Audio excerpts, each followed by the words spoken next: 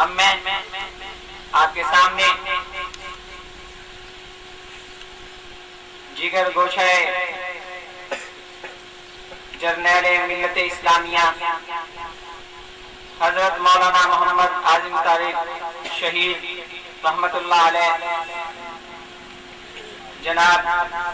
مولانا محمد معاویہ اعظم صاحب کو دعوت خطاب دوں گا کہ میرے محترم تشریف لائیں اور ہم سب کے خیالات کو محفوظ فرمائیں۔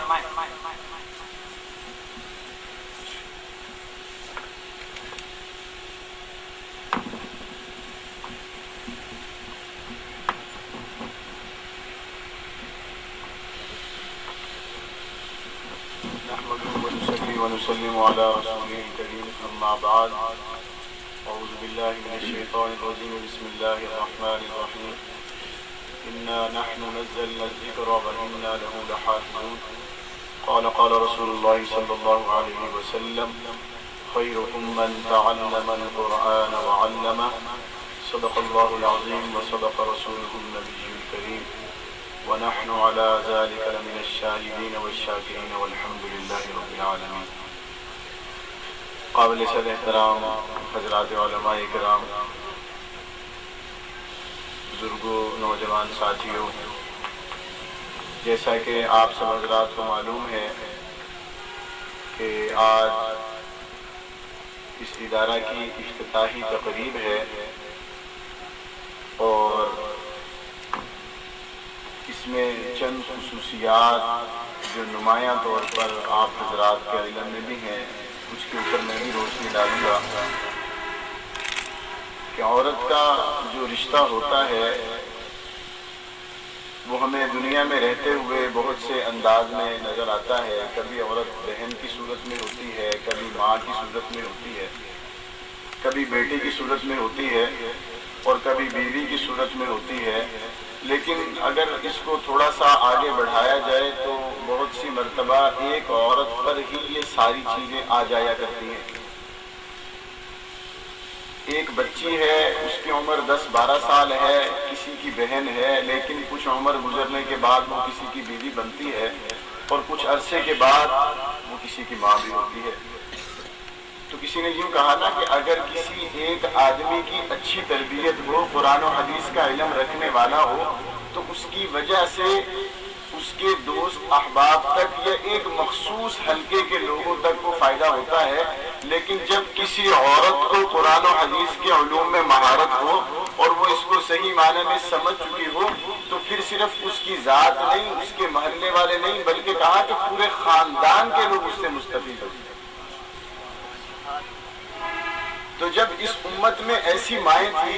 جو قرآن پڑھنے والی تھی، قرآن سیکھنے والی تھی، اس امت میں جب ایسی مائیں تھی جو احادیث کو پڑھ کر سن کر ان کے اوپر عمل کر کے زندگیاں گزارنے والی تھی، تو پھر ان کے پیٹ سے بچے بھی حضرت خالد بن ولید رضی اللہ تعالیٰ عنہ جیسے پیدا ہوتے تھے، ان کے پیٹ سے بچے بھی امام ابو حنیفہ، امام مالک، امام احمد بن حنبل اور اس طرح کے پیدا ہوتے تھے۔ آج جب ہماری عورتیں، ہماری مائیں، ہماری بہنیں ان تعلیمات سے دور ہیں، انگریزی کلچر کو اپنانے کی کوششیں کر رہی ہیں، نتیجہ آپ کے سامنے ہے کہ دین سے دوری کے باعث وہی قوم کی بیٹی جس کو ہم عزت سے دیکھتے تھے، وہی قوم کی بیٹی جس کی طرف کوئی محلے کا نوجوان آنکھ نہیں اٹھاتا تھا، وہی قوم کی بیٹی جس کے لیے پورا محلہ، پورا قبیلہ کٹ مرنے کے لیے تیار ہوتا تھا، آج وہ بازار کی زینت بنے گی۔ یہ کیا ہے؟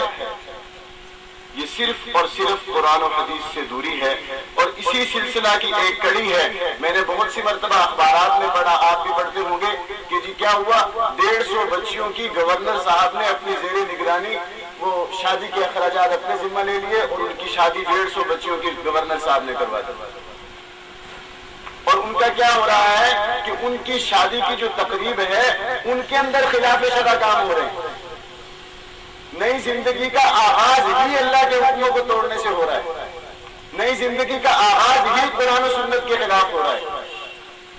اور بہت ہی خوشخبری کی بات ہے کہ حافظ عبدالحمید صاحب نے اس حوالے سے سوچ بچار کی، ساتھیوں نے ان کے ساتھ تعاون کیا کہ ایک ایسا سلسلہ شروع کیا ہے کہ دوبارہ ایسی مائیں آئیں، دوبارہ ایسی جو ہے ایک جنریشن ایسی کچھ بیٹیاں اور ایسے کچھ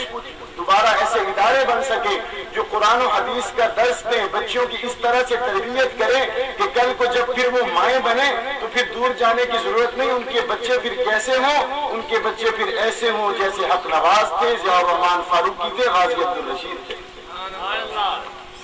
جب ایسی مائیں پیدا ہوں گی جن کی اس انداز سے تربیت ہوگی، اس انداز سے قرآن و حدیث کے سانچے میں ان کی پرورش ہوگی، اور کل کو قرآن و حدیث کے مطابق رسومات کو چھوڑ کر قرآن و حدیث کے ایک جو ہے انداز میں ان کی شادیاں ہوں گی، کسی کی بیوی بنے گی، کل کو جب وہ مائیں بنے گی تو خدا کی قسم دنیا میں انقلاب برپا ہو سکتا ہے۔ اور اس دنیا میں اگر آپ چاہتے ہیں کہ انقلاب کی فضا پیدا ہو تو نوجوانوں کو چھوڑ کر سب چیزوں کو ایک طرف رکھ کے ہمیں چاہیے کہ ہم آنے والی نسل کے لیے اچھی مائیں تلاش کریں۔